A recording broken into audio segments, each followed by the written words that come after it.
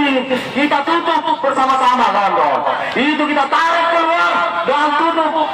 Kalau kita tidak dibiarkan masuk, berarti mereka juga tidak boleh keluar.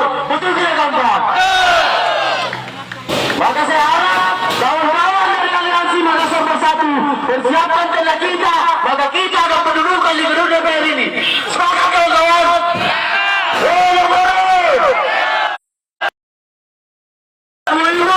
Yang ada di sini, Anda menggunakan seragam karena hasil dari pahala orang tua kalian yang dimana mereka berjuang di sini. Mereka mengorbankan darahnya sampai mereka buta darah. Ada ibu kalian, apakah ini balasan buat bapak kalian? Ingat itu. Rakyat yang tertindas itu sangat jelas. Dalam Undang-Undang Dasar 45, dalam Pancasila itu ada satu kesejahteraan dan satu keadilan. Tapi di mana ada keadilan itu? Di mana ada kesejahteraan itu saat ini? Kita mau lihat apakah betul pemerintah hari ini mencerminkan suatu kekeluargaan atau tidak. Dua langkah revolusi. Maju, kawan-kawan. Maju. Kita mau melihat apakah betul mereka, kawan-kawan. Saya dengan darah yang kita alirkan, saya sendiri merasakan bagaimana nasib penderitaan kaum buruh di perusahaan itu sendiri.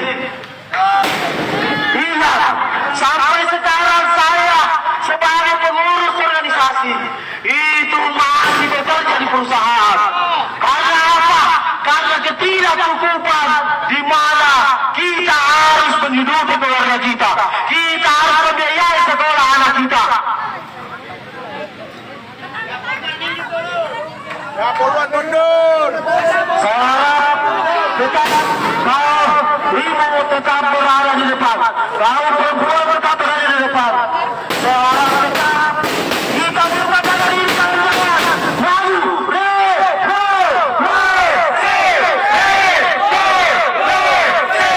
saya maju 5 langkah ke depan.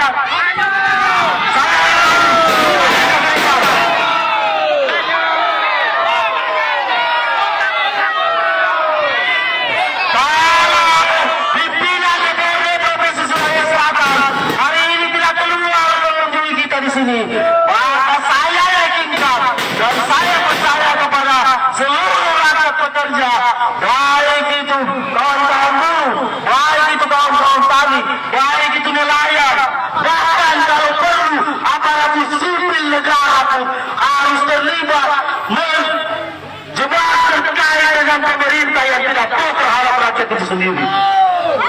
Itu sudah masuk dalam Pak. Kenaikan upah minimum itu sampai saat ini tidak ada perubahan dengan adanya kenaikan BBM. Tidak, tunjangan kepolisian merujuk pada kenaikan upah minimum. Ingat itu, kawan-kawan. Maka perjuangan kaum pekerja itu sangat jelas bahwa saja kita bagaimana berkorban di rumah, bagaimana berkorban di perusahaan, dan bagaimana merubah suatu kebijakan. Kalau pemerintah itu tidak memperlihatkan etika baiknya, kawan-kawan. Betul tidak, kawan-kawan? Jadi untuk menjaga ritme pergerakan, saya kembalikan ke channel lapangan. Oke, itu tadi satu orasi politik yang menggambarkan bagaimana marahnya kaum buruh, bagaimana marahnya perempuan-perempuan kaum buruh yang bekerja di industri di Kota Makassar.